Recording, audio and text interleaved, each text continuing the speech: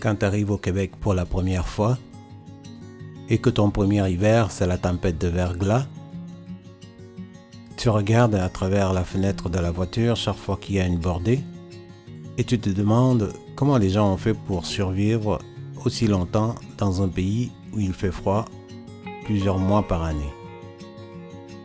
Puis, petit à petit, tu t'y habitues. Tu quittes la ville, tu t'en vas en campagne, tu découvres des paysages magnifiques. Tu découvres des montagnes, tu découvres des grandes plaines remplies de neige. Tu vois l'hiver différemment. Tu croises des tempêtes, des chemins enneigés, des routes glissantes, des traverses de vaches.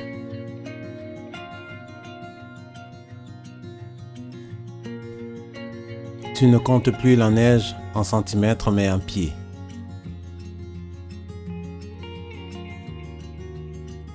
Tu apprivoises tranquillement l'extérieur et tu espères chaque fois que le soleil soit présent. Tu attends impatiemment la fonte des neiges qui annonce le printemps, car le printemps, c'est le temps d'espoir, le temps des sucres. En campagne, l'hiver n'est pas le même. En campagne, il neige abondamment, il neige beaucoup plus qu'en ville. Mais c'est là que tu réalises aussi qu'en campagne, il ne fait pas aussi froid. Lorsqu'il y a beaucoup de neige, il ne fait pas froid.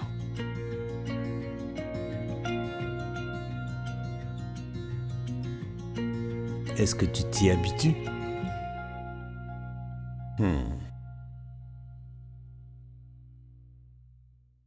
Bonjour, ici Marc Onana à Rivière-du-Loup. Lorsqu'on vous parle du Bas-Saint-Laurent, vous pensez sûrement à la ville de Rivière-du-Loup. Mais saviez-vous qu'il existe vraiment la Rivière-du-Loup? Alors j'ai décidé d'aller voir de plus près à quoi ressemble cette fameuse Rivière-du-Loup et surtout où est caché le loup.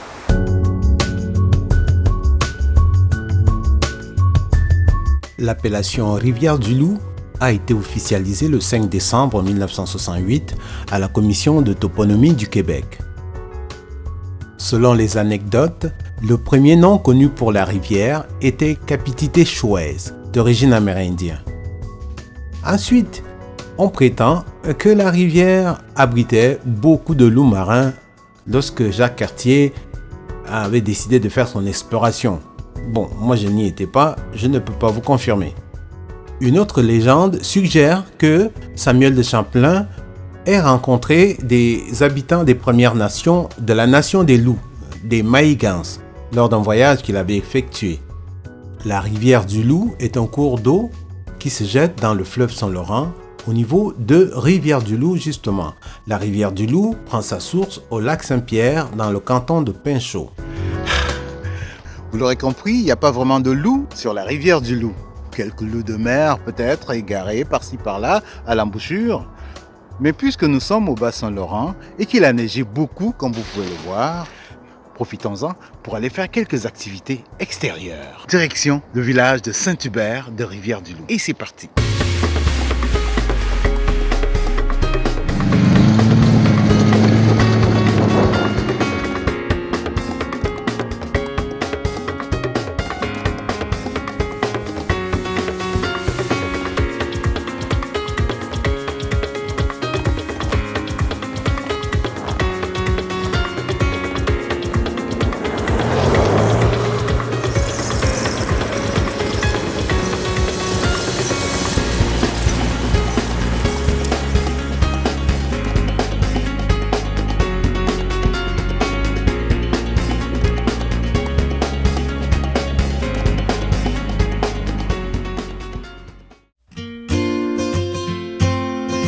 Lorsque nous arrivons, nous sommes accueillis par Mika.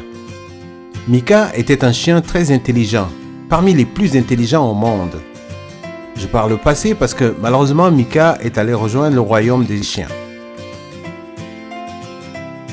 Lorsque vous planifiez de sortir, Mika sortait en premier, faisait le tour de la concession se frayer un chemin dans la neige et vous montrer les limites du terrain. Il s'assurait de sécuriser le passage que vous alliez emprunter. Et lorsque tout était sécurisé, Mika revenait vers vous pour vous dire que le chemin est sécurisé et qu'il n'y a pas de danger. Parfois, il montait sur la butte de neige et observait au loin s'il n'y avait pas d'ours, s'il n'y avait pas d'animaux, s'il n'y avait pas de prédateurs ou s'il n'y avait pas un danger quelconque.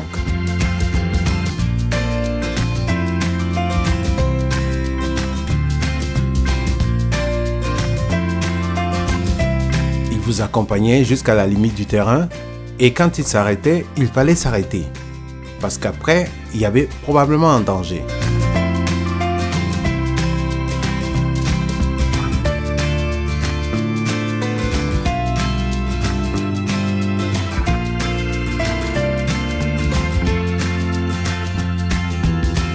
Parce que parfois, il est difficile de retrouver son chemin dans un paysage rempli de neige, si on n'a pas de repères. Alors Mika était le guide parfait pour les promenades à l'extérieur.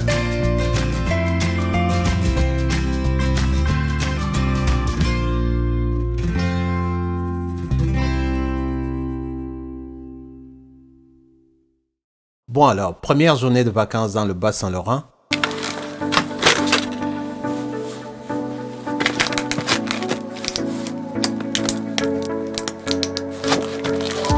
On est prêt pour aller faire une petite randonnée à raquette.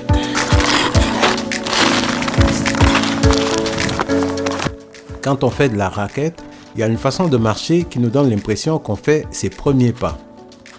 On ne peut pas simplement poser un pied devant l'autre. Il faut écarquiller les jambes afin d'éviter que les raquettes se frottent ensemble. Mais le chien Bosco, lui, n'a pas besoin de raquettes.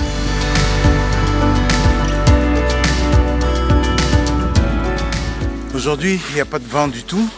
La neige est poudreuse, légèrement damnée. Il fait beau, il neige pas beaucoup. On est bien. Évidemment, nous sommes au bas du fleuve. Ici, nous sommes à Saint-Hubert de Rivière-du-Loup. Ce sont les conditions idéales pour marcher dans la neige. Let's go.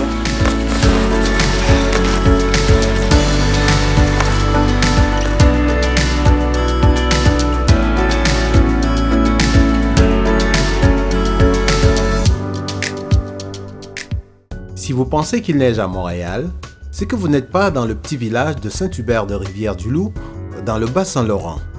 Car ici, parfois, il peut tomber des quantités astronomiques de neige. Il neige souvent beaucoup, comme si toute la neige de tout l'hiver allait tomber en une seule journée. C'est à peu près 1 mètre. 1 mètre. En une journée. C'est de la neige. Comme vous pouvez le constater sur les conifères derrière moi, il est tombé beaucoup de neige hier soir. Et cela laisse un paysage magnifique, un paysage féerique, un vrai hiver. Et lorsqu'il ne fait que 0 degré comme ce matin, c'est une journée idéale pour être dehors.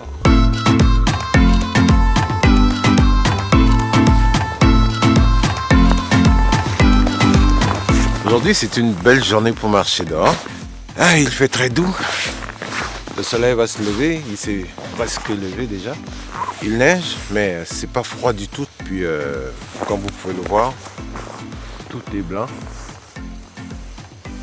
La rue est très enneigée. Les conifères aussi.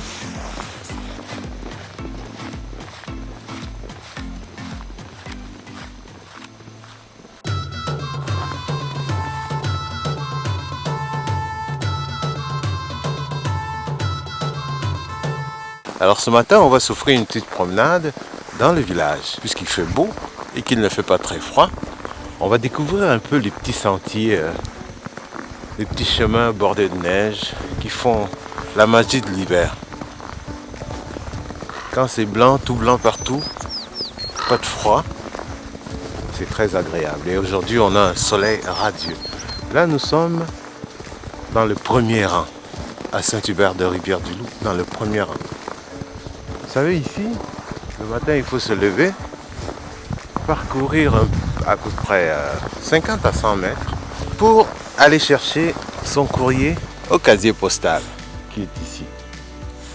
Ensuite, on peut vaquer à ses occupations, c'est-à-dire chauffer les machines, faire le planning de la journée, faire du déneigement, promener les chiens, aller faire des courses au petit village, aller faire de la motoneige. Regardez autour de moi comment c'est couvert de neige. C'est tout blanc partout. Mais c'est magnifique. Derrière moi, il y a comme une espèce de petite montagne de l'autre côté qu'on peut voir. Le soir, les couchers de soleil sont fabuleux. Les couchers de soleil sont magnifiques.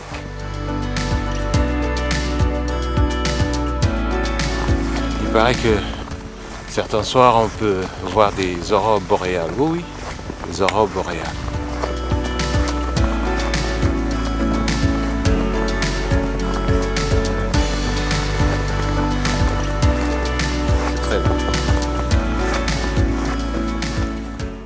Et évidemment ici, dans le village, les conifères sont gigantesques. Regardez ça. Immense. Imaginez tout ça recouvert de neige. Fabuleux. Ouais. Et c'est également ici qu'on peut apercevoir certains moments de la journée des oiseaux de toutes sortes.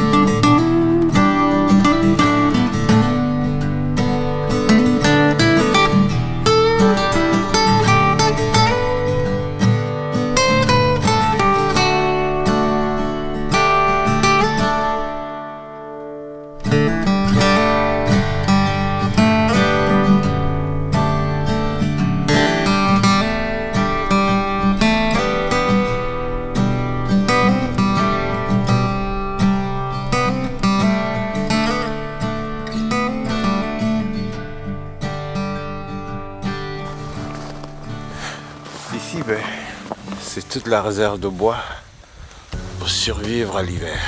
Tout ça. Et voilà. Des tonnes et des tonnes de bois. Ouais. C'est avec ça qu'on va survivre à l'hiver. Et évidemment, pour avoir du bois l'hiver, il faut le couper. Et aujourd'hui, avec Monsieur Laurent, on va couper du bois.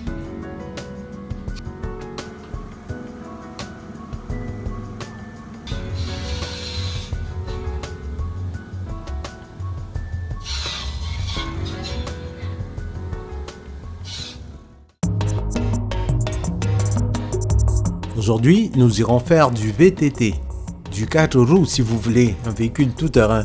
C'est une activité agréable à faire l'hiver et vous allez voir que c'est agréable.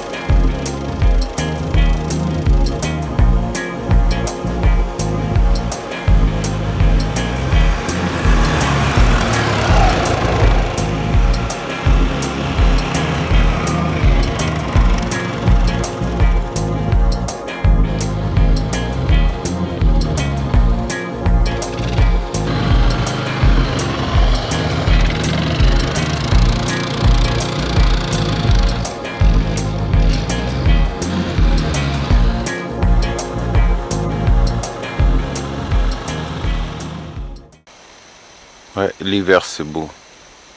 C'est froid mais c'est beau. De la neige blanche poudreuse sur les arbres, avec un ciel tout à fait bleu. Bleu comme le ciel d'été. Avec des montagnes qu'on voit au loin, un paysage magnifique. Sans bruit, sans pollution. Vraiment magnifique.